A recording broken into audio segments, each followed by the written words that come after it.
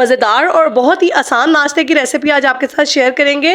तो बिस्मिल्लाहिर्रहमानिर्रहीम, अस्सलाम वालेकुम, welcome to my YouTube channel Anas food valley. Welcome to all my viewers. तो जी कैसे हैं आप सब। आज हम आपके साथ अफ़गानी ऑमलेट की रेसिपी शेयर करेंगे। बहुत ही ईजी और क्विक सा ये नाश्ता है जो कि बच्चों बड़ों सभी को बहुत पसंद आएगा। खाने में मज़ेदार और बनाने में आसान तरीन। तो चलिए फिर इसकी मज़ेदार सी रेसिपी स्टार्ट करते हैं। अगर आप मेरे चैनल पर नए हैं तो काइंडली सब्सक्राइब माय चैनल। तो यहाँ मैंने सबसे पहले एक पैन ले लिया जिसमें 3 to 4 टेबलस्पून मैंने ऑयल डाल दिया। ऑयल जब अच्छे से गर्म हो जाएगा तो हम इसमें बाकी चीज़ें डालेंगे। तो यहाँ पे ऑयल हमारा अच्छे से गर्म हो चुका है। तो यहाँ मैंने 1 कप डाइस शेप में कट किए हुए पोटैटोज ले लिए हैं, आलू जिन्हें मैंने इस शेप में कट कर लिया है। इसे हम डाल देंगे और 2 से 3 मिनट के लिए अच्छे से फ्राई कर देंगे।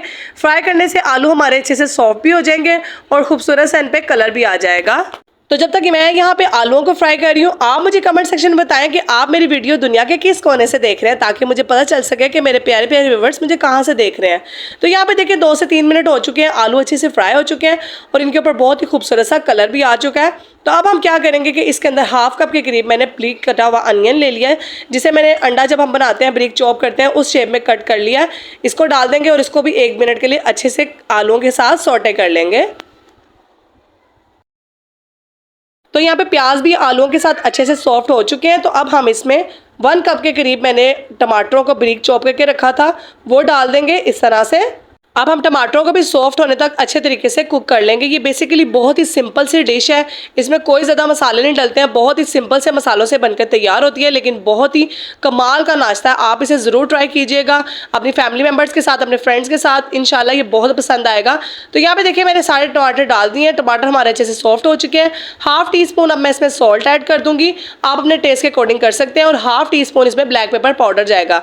इसके अलावा सुरख मिर्च इसमें नहीं डलती है। यही 2 चीज़ें जिससे इसका तैयार किया जाता है, बेसिक चीज़ें यही डलती हैं।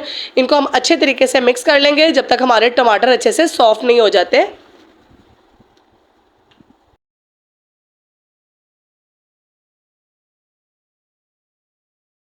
अब यहाँ पे देखिए टमाटर भी हमारे अच्छे से सॉफ्ट हो चुके हैं और बहुत ही खूबसूरत इन पे कलर आ चुका है। तो अब हम क्या करेंगे कि अंडे डालने से पहले इसकी एक बेस रेडी कर लेंगे। इनको अच्छे तरीके से सब तरफ चम्मच की मदद से फ्लैट कर देंगे इस तरह से इसकी बेस को, ताकि जब हम इसके सरफेस के ऊपर अंडे डालें तो नीचे से बहुत अच्छी सी बेस बन के तैयार हो जाए।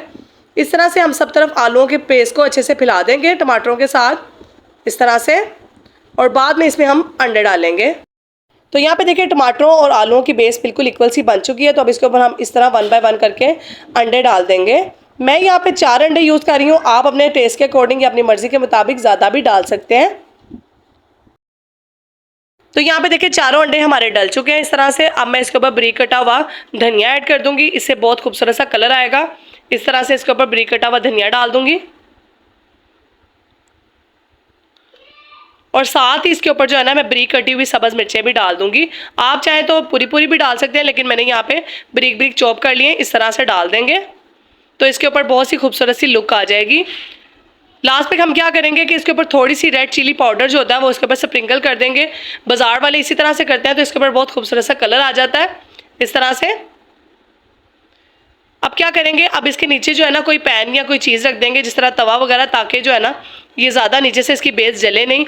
मीडियम टू लो हीट पे, बिल्कुल लो हीट पे आपने इसको कुक करना है। अब इसको कवर कर देंगे तकरीबन 10 से 15 मिनट के लिए, ताकि ये अंडे हमारे अच्छे से कुक हो जाए। जैसी आपको जर्दी पसंद है आप उस तरीके से इसको कुक कर सकते हैं। तो यहाँ पे देखिए 10 मिनट हो चुके हैं और बहुत ही खूबसूरत सा हमारा ऑमलेट बन के तैयार हो चुका है। अब मैं आपको इसको सर्व करके दिखाती हूँ।